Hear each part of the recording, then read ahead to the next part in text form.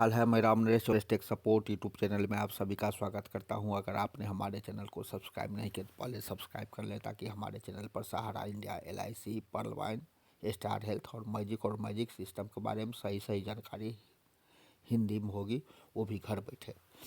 तो दोस्तों, अगर आप हमारे चैनल पर नए हैं और अभी तक सब्सक्राइब नहीं किए तो सब्सक्राइब कर लेंगे तो पहला वीडियो आपके पास जाएगा और जिसे आप देखकर लाभ लाभांश हासिल कर सकते हैं। तो दोस्तों, आइए मैं एक सहारा का आज एक न्यूज आपके सामने मैं प्रस्तुत कर रहा हूँ। वीडियो को अंत तक जरूर देखेंगे। चैनल पर बने रहने के लिए लाइक और सब्सक्राइब जरूर करेंगे। सहारा इंडिया IPO लाने के लिए सहारा प्राइम सिटी लिमिटेड नामक की कंपनी को लिस्टिंग कराने के उद्देश्य से सेबी में आवेदन की थी। यह सहारा सेबी प्रकरण जो चल रही है दोस्तों, किस कारण से चल रही है और इतना विलंब के बावजूद भी आखिर क्यों नहीं अभी तक निपटारा हुआ है, ताकि आम जनता, आम पब्लिक का पैसा अभी तक वापस होती। उसी पर्पज़ से मैं आपके सामने में कुछ प्रस्तुत कर रहा हूँ। वीडियो को ज़रूर देखेंगे अंत तक और लाइक और सब्सक्राइब जरूर करेंगे कि आखिर ये मामला उठा कैसे और क्यों उठा। तो सहारा प्राइम सिटी लिमिटेड नामक की कंपनी को लिस्टिंग कराने के उद्देश्य से सेबी में आवेदन की थी। सेबी को सहारा प्राइम सिटी लिमिटेड की जांच करनी थी।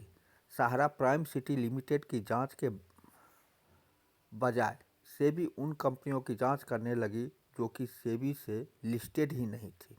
चूँकि सहारा सेबी विवाद की पटकथा पहले ही लिखी जा चुकी थी, इसलिए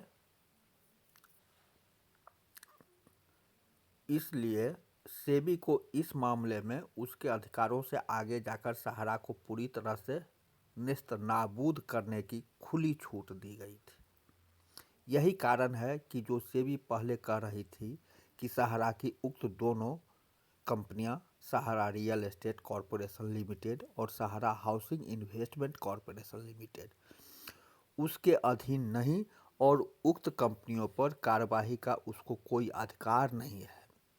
वही सेबी बाद में यह कहकर कार्रवाई को अंजाम देती है कि सहारा की उक्त दोनों कंपनियां उसके अधीन आती है। सवाल यह नहीं कि सहारा की ये दोनों कंपनियां सेबी के अधीन आती थी या नहीं, बल्कि सवाल अब यह उठ रहा है कि यदि सहारा की ये दोनों कंपनियां 2006 से MCA से रजिस्टर्ड थी और लगातार काम कर रही थी, तब सेबी कहाँ थी। सवाल यह भी उठता है कि क्या उस समय सहारा की उक्त दोनों कंपनियां सेबी के अधीन नहीं आती थी। अगर आती थी तो 2006 से सेबी कहाँ थी, और अगर सेबी के अधीन नहीं आती थी तो 5 साल बाद अचानक से सेबी के अधीन कैसे आ गई। उन कंपनियों में निवेशकों द्वारा प्रति वर्ष 15G और 15H के फॉर्म पैन कार्ड और KYC के साथ पूर्ण रूप से भरे जाते थे। सभी निवेशकों के डिपॉजिट फॉर्म भी KYC के साथ भरे जाते थे।